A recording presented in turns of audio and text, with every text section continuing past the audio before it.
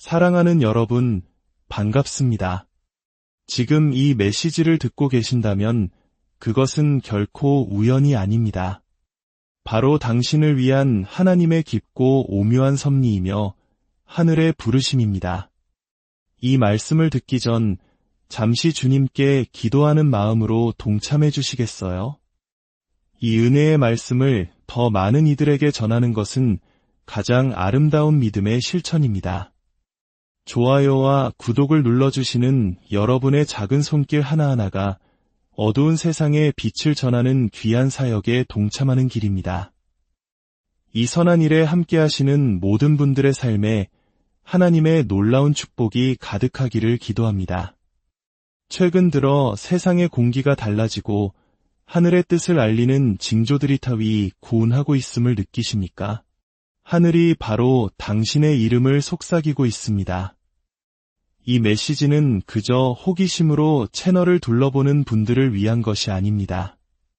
영혼 깊은 곳에서부터 거부할 수 없는 이끌림을 느끼고 우리에게 주어진 시간이 얼마 남지 않았음을 직감하는 바로 당신을 위한 메시지입니다. 당신은 늘 스스로가 남들과 조금 다르다고 느껴왔을 겁니다.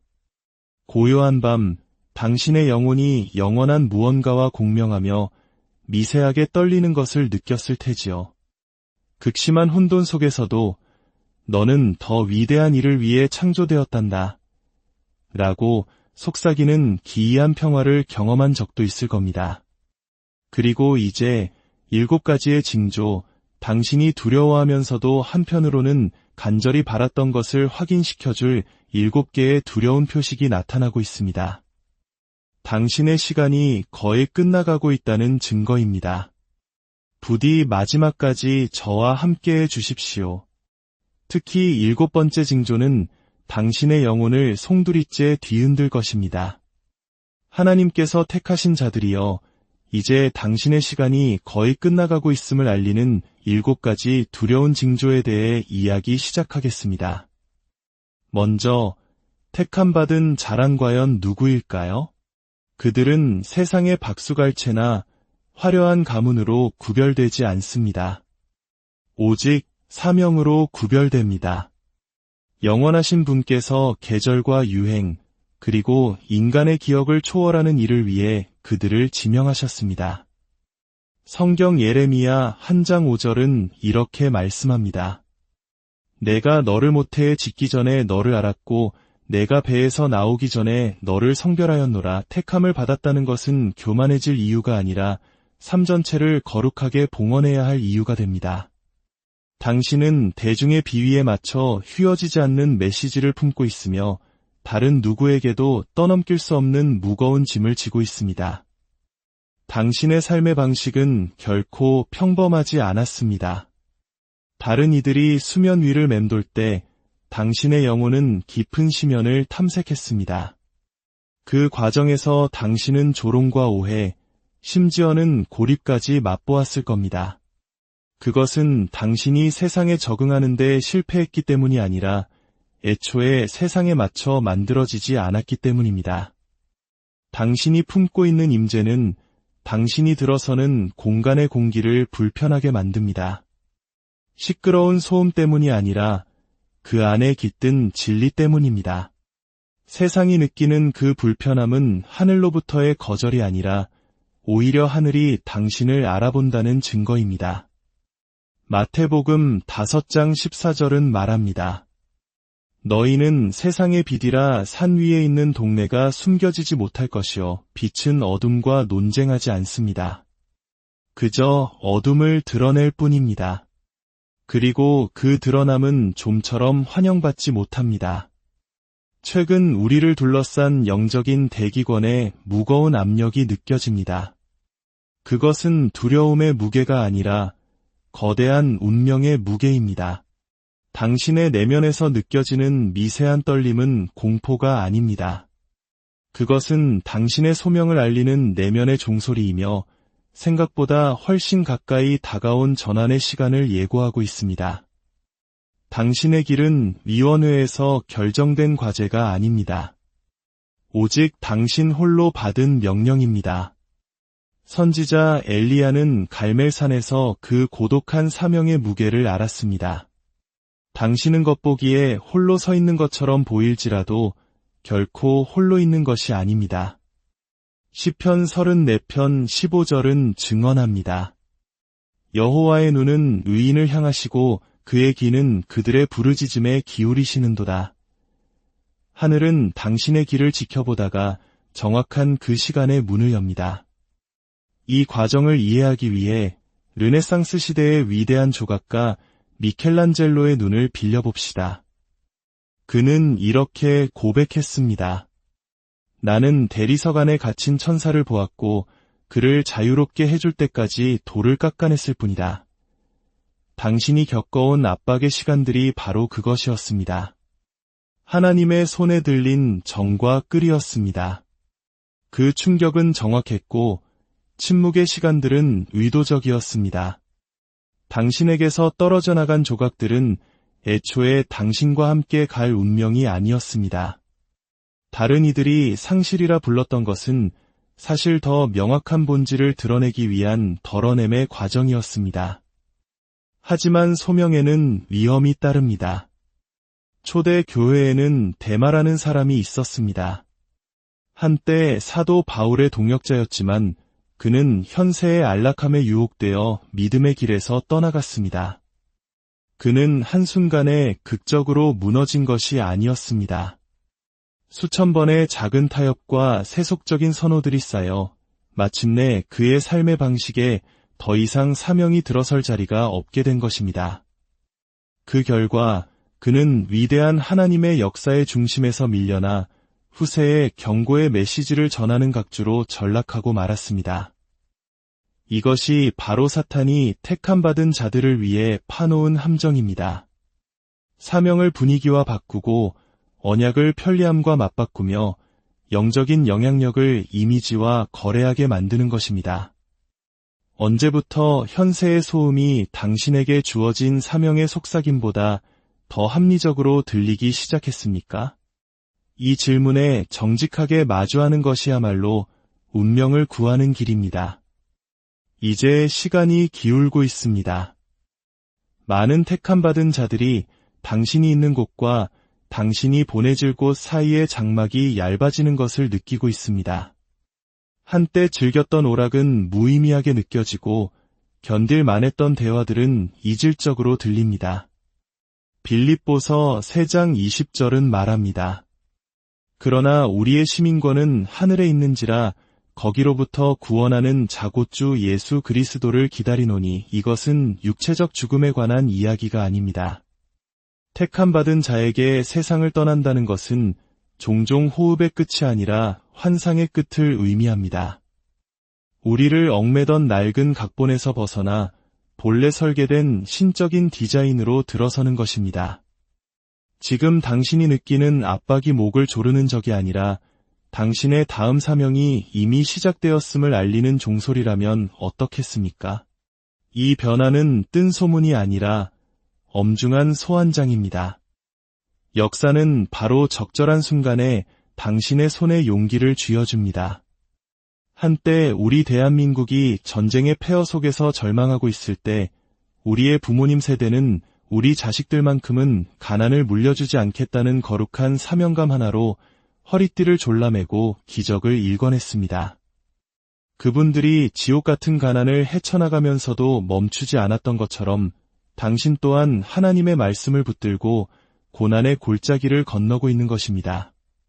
그러니 당신이 잠시 거쳐가야 할 곳에 안주하려 하지 마십시오. 권위에만 복종하는 것들과 타협하지 마십시오. 만약 지금 당장 하늘이 당신에게 맡긴 그 일을 향한 문이 열린다면 더 안전한 길을 요구하지 않고 그 문으로 걸어 들어갈 수 있겠습니까? 어둠 속에서도 빛을 잃지 않는 자들에게 약속은 여전히 유효합니다. 다니엘 12장 3절은 말합니다. 지혜 있는 자는 궁창의 빛과 같이 빛날 것이요 많은 사람을 옳은 대로 돌아오게 한 자는 별과 같이 영원토록 빛나리라. 당신의 미래는 이론이 아니라 정해진 약속입니다. 당신의 목소리는 단순한 콘텐츠가 아니라 문을 여는 열쇠입니다. 당신의 순종은 개인적인 미덕이 아니라 세상을 구원할 공적인 사명입니다. 시간은 주저하는 당신을 기다려주지 않을 것입니다. 일어서십시오. 택함 받은 자여. 시시한 이야기들과의 계약을 파기하십시오. 당신의 예를 임봉하고 발을 내디딜 때마다 바닥이 나타날 것처럼 앞으로 걸어가십시오. 반드시 나타날 것이기 때문입니다. 하늘은 당신의 이름에 너무나 많은 잉크를 투자했기에 당신의 이야기가 역사의 여백에서 희미해지도록 내버려두지 않을 것입니다. 일어나 당신 안에 있는 빛이, 그 빛이 태어난 목적인 그 일을 하게 하십시오. 이제부터 제가 공개할 지식은 흔한 정보가 아닙니다. 그것은 신성한 황금과도 같습니다. 모든 귀가 이것을 들을 준비가 되어 있지는 않으며 모든 마음이 그 무게를 감당할 수 있는 것도 아닙니다. 마태복음 7장 6절은 경고합니다. 거룩한 것을 개에게 주지 말며 너희 진주를 돼지 앞에 던지지 말라. 만약 당신이 아직 이 자리에 있다면 그것은 당신 안에 무언가가 고향의 소리를 알아보았기 때문입니다. 그 알아봄은 결코 우연이 아닙니다. 당신이 이미 그 부르심에 응답하기 시작했다는 징표입니다. 이것은 오락이 아니라 당신의 영혼을 활성화시키는 시간입니다. 영원한 음성이 시간 속으로 들어올 때 그것은 단지 정보를 전달하는 데 그치지 않고 우리를 변화시킵니다. 우리는 이제 당신의 삶이 중대한 전환점에 가까워졌다는 것을 알리는 7가지 명백한 징조를 파헤칠 것입니다. 이것은 더 높은 영적 차원으로 올라서거나 확장된 인식의 세계로 들어가거나 혹은 낡은 삶의 껍질을 벗고 당신의 신성한 핵심을 드러내는 것을 의미할 수 있습니다. 이것은 상징적인 뜬구름 잡는 이야기가 아닙니다. 이 징조들은 하늘이 당신 영혼의 다음 건축 단계를 위해 세우는 비계와도 같습니다. 오래된 나무가 새 성장을 위해 껍질을 벗어내는 것처럼 그 과정은 고통스러울 수 있습니다. 진정성보다 모방을 더 편안해하는 세상에서 당신이 쓰고 있던 위장막을 벗겨낼 것이기 때문입니다. 하지만 그 거친 표면 아래에서 생명은 이미 고동치고 있습니다. 한숨 속에 상실감과 새로움이 공존하는 기묘한 감정을 느껴본 적이 있습니까? 부활은 종종 그렇게 찾아옵니다. 조용하고 파괴적이며 막을 수 없는 힘으로 말입니다. 진리가 인간의 영혼에 닿을 때 그것은 고대 대성당에서 울리는 맑은 음표처럼 공명합니다. 당신은 마치 영혼의 잠긴 문이 마침내 열린 것처럼 고개를 끄덕이거나 눈물을 흘릴 수도 있습니다. 요한복음 10장 27절에서 예수님은 말씀하십니다. 내 양은 내 음성을 들으며 나는 그들을 알며 그들은 나를 따르느니라. 이것은 감상적인 이야기가 아닙니다. 영적인 인식입니다. 마치 수개월간의 항해 끝에 바람의 방향이 바뀌고 육지의 냄새를 맡은 선원들이 느끼는 설명할 수 없는 익숙함과도 같습니다. 하지만 경고가 있습니다. 이 길은 마음이 약한 자를 위한 길이 아닙니다.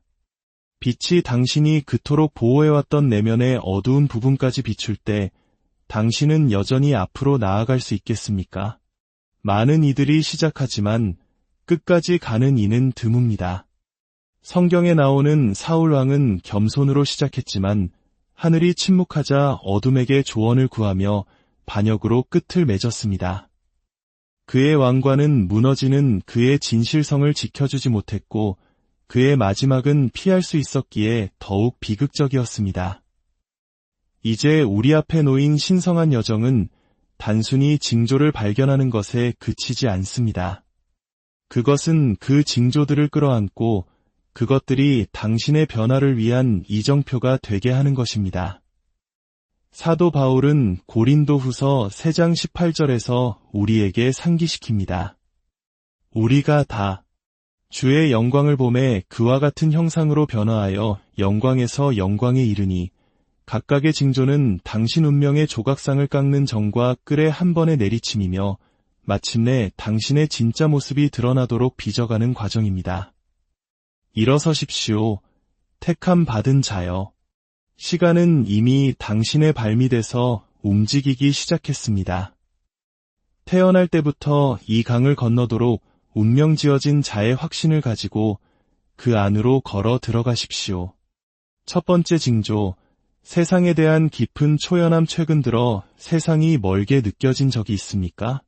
모든 것에 무관심해지는 방식이 아니라 더 깊은 무언가가 당신을 부르고 있음을 깨닫게 하는 방식으로 말입니다. 요한일서 2장 15절은 말합니다. 이 세상이나 세상에 있는 것들을 사랑하지 말라. 이것은 권태도 무관심도 아닙니다. 한때 당신을 사로잡았던 것들에 더 이상 얽매이지 않게 되었다는 영혼의 조용한 선언입니다. 택함받은 자에게 초연함이란 삶에서 도망치는 것이 아닙니다. 삶 속에 굳건히 서 있되 그것에 의해 정의되기를 거부하는 것입니다. 당신은 여전히 모임에 참석하고 메시지에 답하며 의무를 다할 수 있습니다. 하지만 당신 안에는 점점 더 명확해지는 깨달음이 있습니다. 이곳은 나의 영원한 집이 아니다. 한때 즐거웠던 대화에 앉아 있다가 문득 그것이 공허하게 느껴지는 자신을 발견한 적이 있습니까? 호기심을 자극하던 소셜미디어는 이제 소음처럼 들립니다. 당신의 야망을 채워주던 목표들은 이제 당신의 영혼 속에서 꿈틀대는 거대한 부르심에 비하면 너무나 작게 느껴집니다. 이것은 게으름이 아니라 영적인 진화입니다. 이러한 초연함은 종종 관계의 변화를 가져옵니다. 한때 가족처럼 느껴졌던 사람들이 이상하게 낯설게 느껴질 수 있고 어떤 이들은 설명 없이 당신 곁을 떠나갈 수도 있습니다. 아모스 3장 3절은 묻습니다. 두 사람이 뜻이 같지 않은데 어찌 동행하겠으며 고통스럽지만 이 가지치기는 하늘이 예비한 새로운 관계를 위한 공간을 만듭니다. 이 단계의 특징 중 하나는 관찰자의 시각을 갖게 되는 것입니다. 당신은 여전히 일상을 살아가지만 더 높은 관점에서 자신을 바라보고 있음을 느낍니다.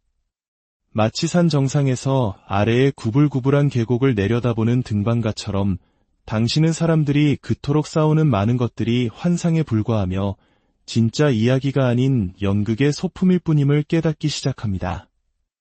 최근 다른 사람들을 소모시키는 논쟁들이 더 이상 당신에게 힘을 발휘하지 못한다는 것을 깨달았습니까?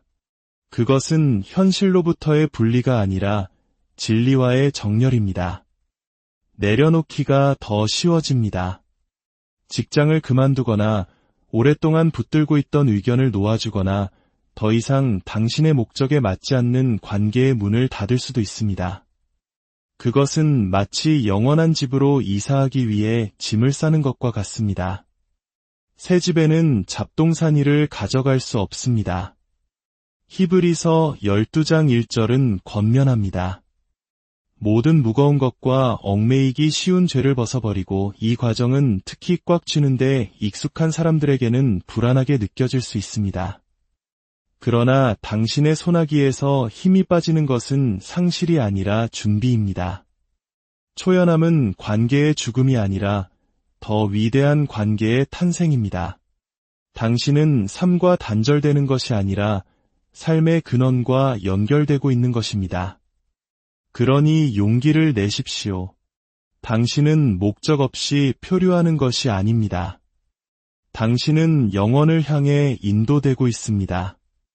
초연함은 당신의 닻을 얕은 물에서 풀어 깊은 바다로 항해할 수 있도록 하는 하늘의 방식입니다.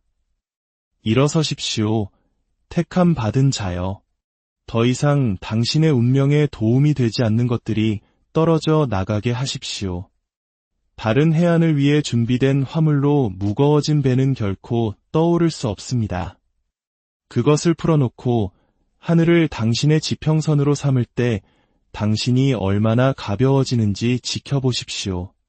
두 번째 징조, 고양된 영적 인식. 최근 당신 주변의 공기가 다른 무게를 지닌 것처럼 느껴진 적이 있습니까? 마치 보이지 않는 세계가 더 가까이 다가와 당신 인식의 가장자리를 스치는 것처럼 말입니다. 이것은 우연이 아닙니다. 당신 영혼의 눈이 이전보다 더 넓게 뜨이고 있다는 징조입니다.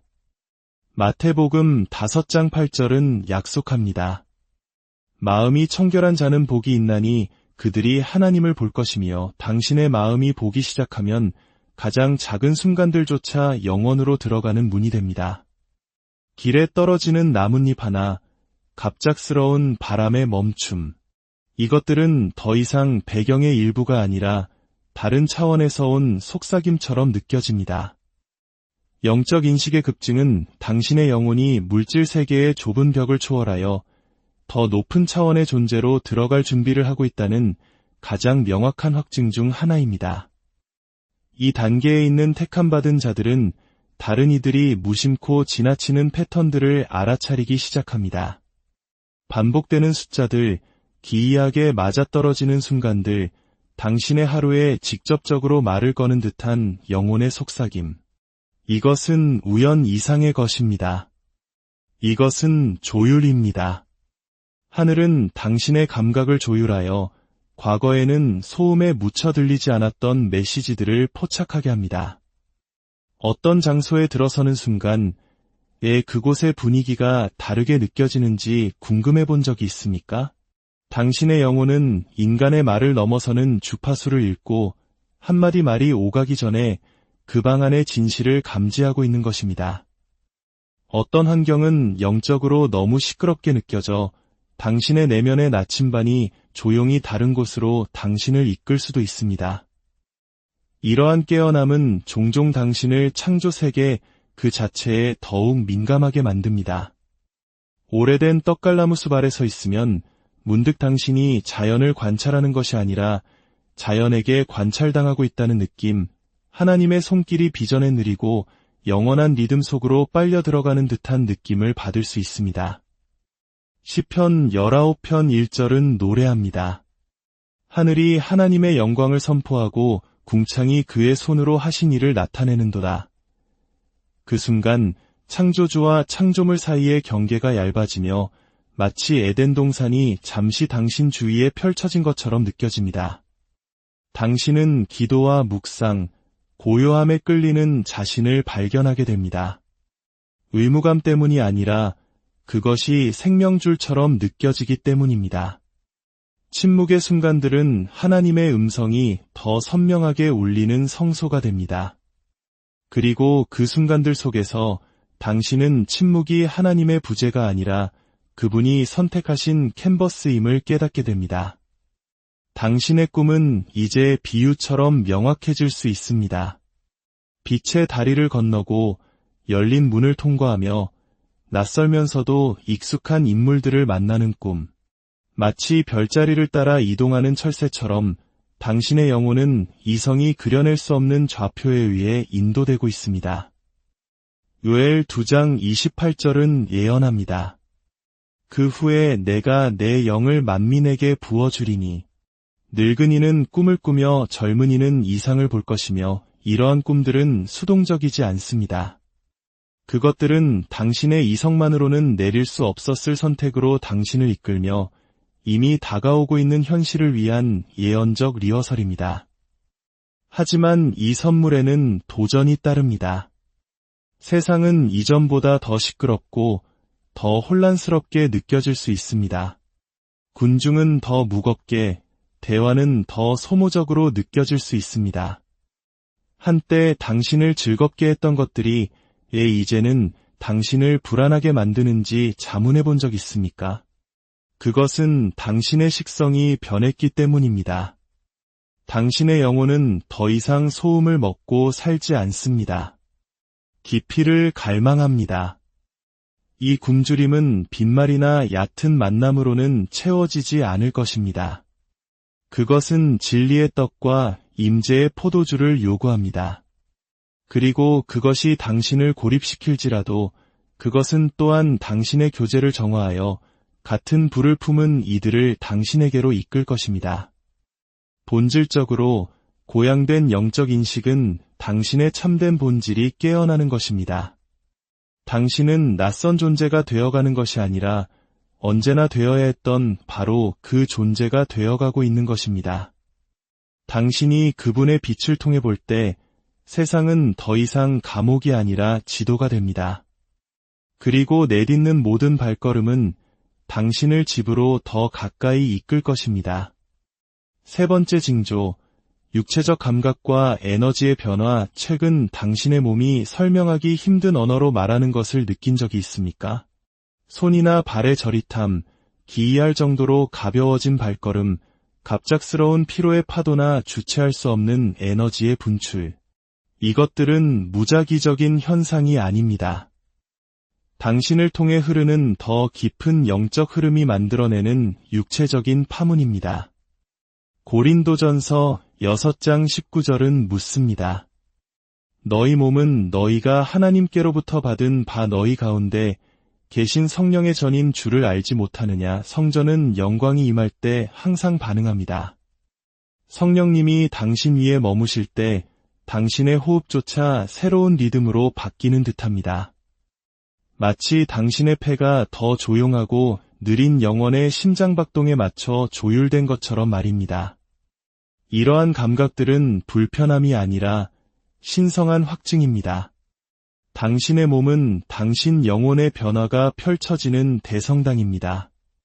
건축에서 고대 구조물을 더 큰 무게를 견디도록 보강할 때 비계가 세워지고 들보가 움직이며 돌 전체에 진동이 퍼져나갑니다. 당신은 지금 똑같은 과정을 겪고 있습니다.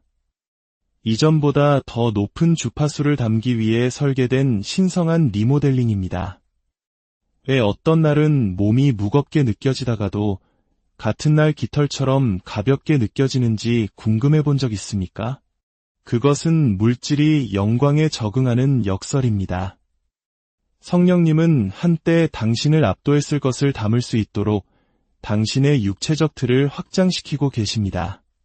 당신의 영혼이 더 높은 영역으로의 상승을 준비하기 시작할 때 당신의 몸은 완벽한 음정에 맞춰 조율되는 악기처럼 재조정됩니다.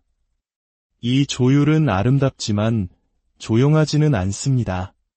긴장과 공명, 진동을 동반합니다. 당신 존재의 현들이 하늘의 악보와 조화를 이루며 안정될 때 당신이 느끼는 불편함은 변형의 마찰이며 불완전함이 완벽한 공명에 자리를 내주는 소리입니다. 이러한 변화는 종종 4가지 흔한 방식으로 나타납니다. 첫째, 저릿함과 진동입니다. 특히 손, 발 또는 정수리에서 느껴집니다. 어떤 이들은 부드러운 전기 같다고 묘사하고 다른 이들은 따뜻하게 윙윙거리는 소리 같다고 말합니다. 이것은 당신의 에너지 중심이 활성화되어 오랫동안 잠자고 있던 문들이 열리는 것입니다. 둘째, 피로와 안절부절 못함입니다.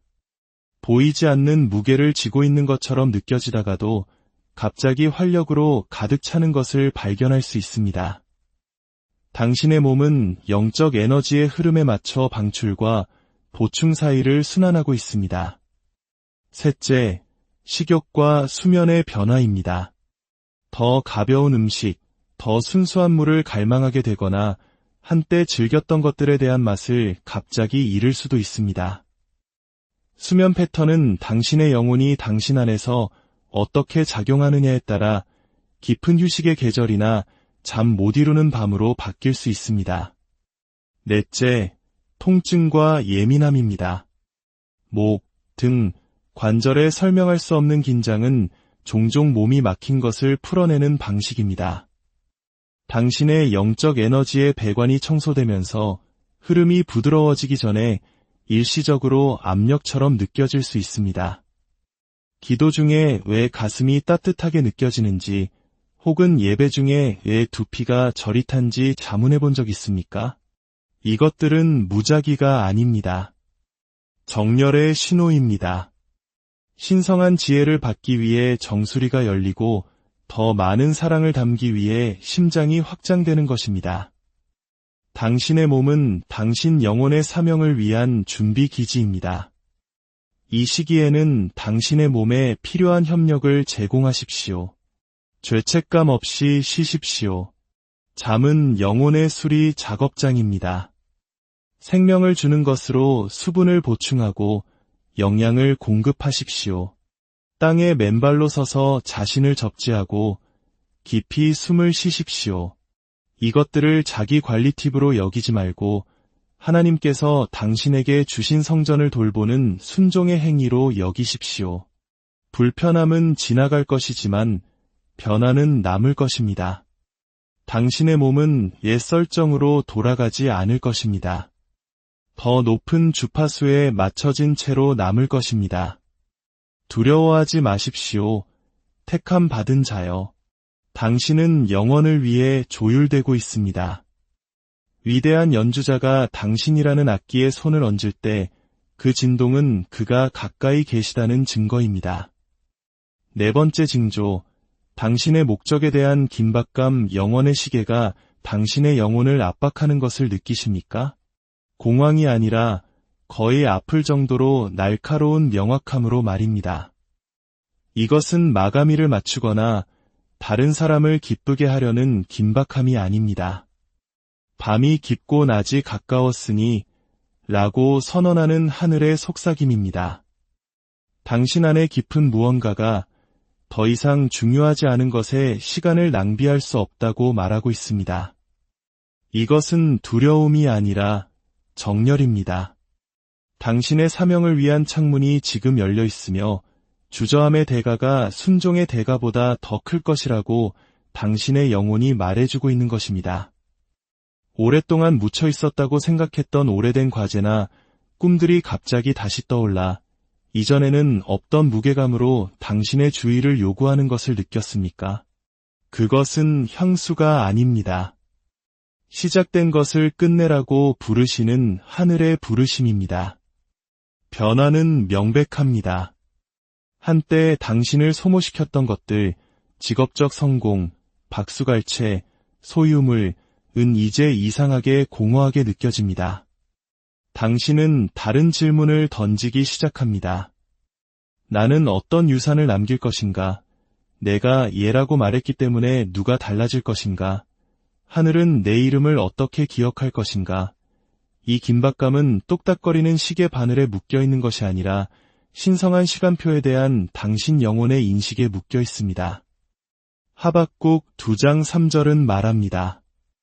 이 묵시는 정한 때가 있나니 그 종말이 속히 이르겠고 결코 거짓되지 아니하리라. 비록 더딜지라도 기다리라. 지체되지 않고 반드시 응하리라. 당신은 모든 시련과 지연, 교훈을 통해 이 순간을 위해 준비되어 왔습니다. 이제 삶이 모든 소음을 제거하여 당신의 사명만이 남도록 하는 것과 같습니다. 시간이 부족하다는 느낌은 당신을 초조하게 만들기 위해 있는 것이 아니라 당신을 집중하게 만들기 위해 있습니다. 다시 펜을 잡고 전화를 걸고 프로젝트를 시작하거나 한때 너무 크다고 생각했던 공간으로 들어서도록 이끌리는 자신을 발견할 수 있습니다. 이끌림은 충동이 아니라 하늘의 오케스트레이션임을 아직 깨닫지 못했습니까? 지금 당신이 있는 곳에서 당신이 가진 것으로 시작하십시오. 당신의 집중력을 희석시키는 습관, 관계, 일상을 버리십시오. 당신의 주의력을 신성한 땅인 것처럼 보호하십시오. 그것이 신성한 땅이기 때문입니다. 올바른 방향으로 내딛는 가장 작은 행동 하나가 영원으로 파급될 수 있습니다. 지금 하나님께 드리는 모든 예는 당신이 결코 만나지 못할 다음 세대에 심는 씨앗입니다. 그리고 그 속삭임이 움직여라고 말할 때 당신은 반드시 움직여야 합니다. 무대는 준비되었고 대본은 쓰여졌으며 당신의 큐사인이 주어졌습니다. 일어서십시오. 앞으로 나아가십시오. 이 순간을 놓치지 마십시오. 당신은 바로 이와 같은 때를 위해 태어났으며 이와 같은 때는 두 번 오지 않을 것입니다. 5번째 징조, 떠남에 대한 강렬한 꿈과 환상. 당신의 밤이 너무나 생생하여 또 다른 삶처럼 느껴지는 꿈들로 가득 차 있습니까? 날아다니거나 문지방을 넘거나 다리를 건너거나 미지의 곳으로 향하는 배에 오르는 꿈들 말입니다. 이것들은 과도하게 활동적인 마음이 만들어낸 무작위적인 이미지가 아닙니다. 신성한 신호입니다. 사도행전 2장 17절은 약속합니다. 하나님이 말씀하시기를 말세에 내가 내 영을 모든 육체에 부어 주리니 너희의 자녀들은 예언할 것이요 너희의 젊은이들은 환상을 보고 너희의 늙은이들은 꿈을 꾸리라. 택함받은 자들에게 이러한 꿈과 깨어있는 환상은 하늘에서 봉인되어 영혼에 직접 전달되는 편지와도 같으며 이제 움직일 시간이다 라고 선언합니다. 이러한 만남들은 상징의 언어로 말합니다. 다리를 꿈꾸는 것은 과거와 미래 사이의 문턱에 서 있는 것입니다. 가방을 싸는 꿈은 당신 영혼의 일부가 이미 떠남을 받아들였음을 인정하는 것입니다.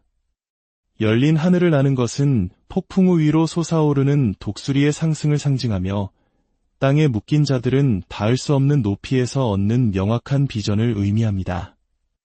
때때로 이 꿈에는 안내자들이 등장합니다. 영적인 인물, 조상 또는 이미 영원으로 건너간 사랑하는 사람들입니다. 그들은 당신 곁을 걷거나 침묵 속에 앉아 있거나 잠에서 깬 후에도 오랫동안 울리는 말을 건넬 수 있습니다. 때가 되었다. 너는 준비되었다. 이러한 경험이 당신을 찾아왔다면 그것을 상상력의 산물로 치부하지 마십시오. 당신의 보살핌에 맡겨진 선물로 여기십시오. 침대 옆에 일지를 두고 모든 이미지, 모든 단어, 모든 감각을 기록하십시오. 비록 작아 보일지라도 말입니다. 시간이 지나면 패턴이 나타나고 오직 당신만이 온전히 이해할 수 있는 메시지로 엮이는 실들이 드러날 것입니다. 이 꿈과 환상은 위협이 아니라 초대장입니다. 당신의 영혼이 이미 다가오고 있음을 아는 장을 위해 하나님께서 당신을 준비시키시는 방식입니다. 그것들은 더 높은 영역을 엿보는 것이며 당신의 여정이 기록된 그대로 정확하게 펼쳐지고 있다는 것을 상기시켜줍니다.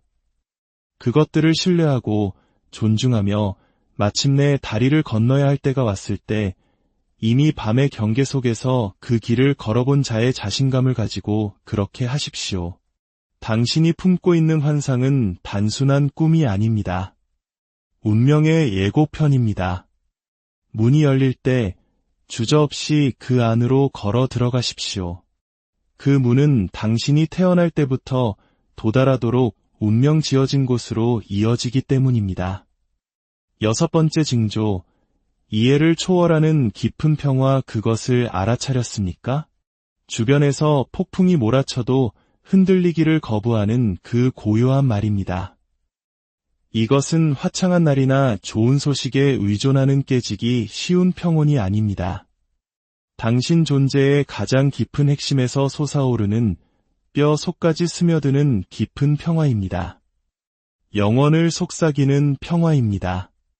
하나님의 택함받은 자들에게 이러한 상태는 당신이 이 세상의 한계를 벗고 더 높은 차원의 존재로 들어갈 준비를 하고 있다는 가장 명확한 징조 중 하나입니다. 빌립보서 4장 7절은 말합니다.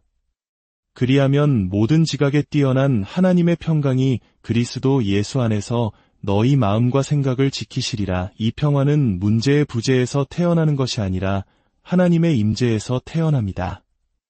이것은 전환 직전의 고요함입니다.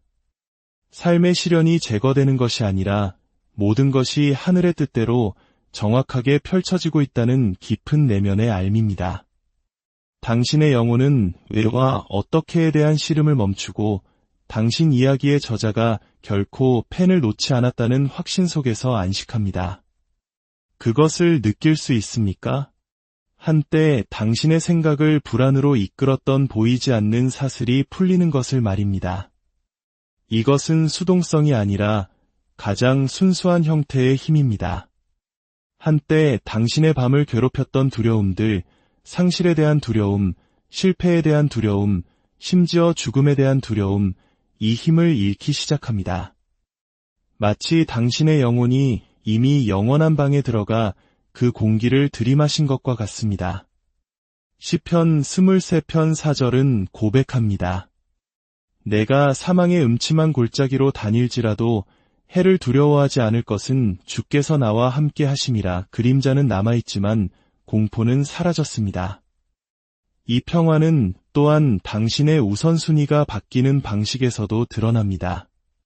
한때 긴급하게 느껴졌던 것이 이제는 사소하게 느껴집니다. 한때 당신의 주의를 사로잡았던 것이 이제는 주변부로 사라집니다. 스포트라이트는 영원한 것, 즉 천년 후에도 중요할 것을 향합니다. 하지만 기억해야 합니다. 평화 속에 서 있는 택함받은 자가 있는 곳에는 종종 혼란을 계획하는 적이 있습니다. 바벨론의 벨사살 왕을 생각해 보십시오. 그는 하나님의 글씨가 벽에 나타나는 동안 무모한 교만 속에서 잔치를 벌이고 있었습니다. 그 역시 고요한 순간을 경험했지만 그것은 거룩한 평화가 아니었습니다. 심판 전의 기만적인 잠잠함이었습니다. 하나님의 뜻에 맞추지 않은 평화는 파멸 전의 고요함일 뿐입니다. 당신에게 택함받은 자여, 차이는 그 근원에 있습니다. 이 평화는 당신의 영혼이 영원에 묶여 있고 당신의 사명이 이미 흔들리지 않는 왕국에 닻을 내렸기 때문에 오는 것입니다. 그리고 이 평화가 당신 위에 머물 때 그것은 위로 이상의 일을 합니다. 무기가 됩니다. 혼돈을 무장 해제시키고 고발자를 침묵시키며 적을 혼란스럽게 합니다. 그러니 이 평화를 지키십시오. 그것이 당신이 서 있는 땅이 되고 당신이 품고 있는 분위기가 되게 하십시오. 그것이 당신의 말을 다스리고 당신의 선택을 빚으며 당신의 믿음을 지탱하게 하십시오. 일어나십시오. 택함 받은 자여. 공황 속에서가 아니라 영원한 질서 속에서 자신의 자리를 아는 자의 확고한 권위 속에서 일어나십시오. 세상은 그것을 이해하지 못하겠지만 하늘은 그것을 알아볼 것입니다. 그리고 당신이 더 높은 부르심으로 건너갈 그 순간이 올 때 당신은 떨림이 아니라 흔들리지 않는 거룩한 평화와 함께 그렇게 할 것입니다. 7번째 징조, 시간의 갑작스러운 가속 택함받은 자들의 여정에는 시간이 더 이상 직선으로 측정되는 선처럼 느껴지지 않는 계절이 옵니다.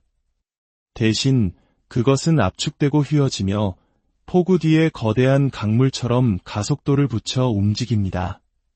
하루는 온전히 살아보기도 전에 사라지고 몇 주는 한 번의 숨결 같은 기억 속으로 무너져 내리며 사건의 속도는 마치 하늘의 시계가 자정을 향해 점점 더 가까이 치닫는 것처럼 빨라집니다. 이것은 단순한 바쁨이 아닙니다. 신성한 재촉이며 예수님께서 말씀하신 그 날들을 감하지 아니하면 모든 육체가 구원을 얻지 못할 것이나 그러나 택하신 자들을 위하여 그 날들을 감하시리라는 말씀의 성취입니다. 이 재촉과 함께 종종 돌이킬 수 없는 무언가가 이미 시작되었다는 깊은 내면의 인식이 찾아옵니다. 거대한 폭풍전의 공기 중에 느껴지는 희미하지만 부인할 수 없는 진동처럼 말입니다. 최근 삶의 장들이 당신이 읽는 속도보다 더 빨리 넘어가는 것처럼 느꼈습니까? 대화, 결정, 만남들이 연이어 도착하며 각각이 무게와 의미를 지니고 있는 것처럼 말입니다. 이것은 이야기가 절정을 향해 가고 있다는 징조입니다. 그 속도가 방향 감각을 잃게 할 수도 있지만 마치 느린 일출이 아니라 빠른 섬광 속에서 앞길이 비춰지는 것처럼 기이한 명확함이 있습니다. 시편 기자는 우리에게 우리날 계수함을 가르치사 지혜로운 마음을 얻게 하소서라고 기도했습니다. 재촉의 시간 속에서 나를 계수하는 것은 새로운 의미를 갖습니다. 각각의 날은 단지 달력의 한 칸이 아니라 신성한 과제이며 세상이 창조되기 전에 쓰인 이야기의 한 페이지입니다. 마치 하늘의 건축가들이 당신의 3주위의 비계를 가속화된 속도로 움직이며 공개될 최종 구조물을 준비하는 것과 같습니다. 모든 세부사항, 모든 선택, 모든 연결이 의도적으로 느껴지기 시작합니다. 그러나 재촉은 유로운 자들만을 위한 것이 아닙니다. 준비되지 않은 자들을 파멸로 휩쓸 수도 있습니다. 에스더서에 나오는 하만의 비극적인 이야기를 생각해 보십시오. 그가 왕의 환심을 사자 사건들은 유대인을 멸망시키려는 그의 계획을 향해 급속도로 진행되었습니다. 그러나 그가 모르드게를 위해 세운 바로 그 교수대가 그의 최후가 되었습니다. 악에도 가속도가 있으며 심판을 향한 질주가 있습니다. 이 기간은 종종 불편합니다. 가지는 뻗어나가고 뿌리는 깊어지며 바람은 줄기의 힘을 시험합니다. 그러나 그것은 온전한 성숙을 위해 필요합니다. 그리고 마침내 서리가 내릴 때 나무는 준비된 채로 서 있습니다. 그 일이 끝났습니다. 이 신성한 재촉은 웅장한 교향곡의 마지막 악장과 같습니다. 템포는 빨라지고 각 음표는 더 긴급해지지만 지휘자가 마지막 울려 퍼지는 화음을 위해 모든 악기를 완벽한 조화로 이끌면서 더욱 정밀해집니다. 만약 당신이 이 순간에 있다면 당신이 통제력을 잃고 있는 것이 아님을 아십시오. 당신은 당신 자신의 의지보다 훨씬 더 큰 힘에 의해 움직이고 있습니다. 당신의 영혼에서 느껴지는 크레센도는 하늘이 당신의 다음막이 오르려 함을 알리는 방식입니다. 이제 질문이 남습니다. 당신은 하늘이 정한 속도에 맞출 것입니까? 아니면 지나가고 있는 것에 집착하며 저항할 것입니까?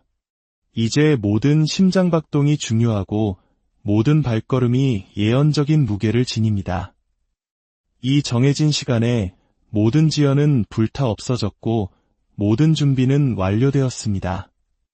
남은 것은 당신이 일어나서 시간이 시작되기 전부터 당신을 기다려온 그곳으로 걸어 들어가는 것뿐입니다. 택함받은 자들이여, 만약 이 7가지 두려운 징조 속에서 당신 자신을 발견했다면 이것을 아십시오. 당신은 우연히 여기에 있는 것이 아닙니다. 하늘은 당신에게 말씀해왔고 당신을 표시했으며 당신을 준비시켜왔습니다. 당신이 느끼는 가속, 설명할 수 없는 평화, 당신을 떠나지 않는 긴박감, 그것들은 무작위가 아닙니다. 당신의 시간이 귀할 뿐만 아니라 신성하다는 확증입니다. 당신은 낡은 것은 따라올 수 없고 새로운 것은 당신이 첫 숨을 쉬기 전부터 기다려온 문턱의 가장자리에 서 있습니다. 앞으로의 길에 저항이 없을 리 없습니다. 적은 당신을 방해하고 흔들고 당신이 이미 탈출한 그림자 속으로 다시 끌어들이기 위해 모든 것을 할 것입니다. 하지만 당신은 이 시간을 위해 훈련받았습니다. 모든 눈물, 모든 전투, 모든 고독의 순간은 당신을 향한 하늘의 투자였습니다. 기억하십시오. 너희 속에서 착한 일을 시작하신 이가 그리스도 예수의 날까지 이루실 줄을 우리는 확신하노라. 시계는 똑딱거리고 있지만 그것은 상실을 향한 카운트다운이 아니라 운명을 향한 소환장입니다. 그러니 고개를 들고 진리의 마음을 굳게 둔 채 앞으로 걸어가십시오. 지체하지 마십시오. 뒤돌아보지 마십시오. 당신에게 주어진 권위 안에 서서 당신의 삶에 대한 부르심의 충만함 속으로 움직이십시오. 낡은 계절 속에서 당신의 시간은 거의 끝나가고 있을지 모릅니다. 하지만 새로운 계절, 당신이 만들어진 바로 그 계절이 당신 앞에서 막 열리려 하고 있습니다. 주님께서 당신을 축복하시고 당신을 지키시기를 원하며 그의 얼굴을 당신에게 비추사 은혜 베푸시기를 원하며 그의 평강이 당신의 마음을 지켜 태초부터 당신의 삶 위에 기록된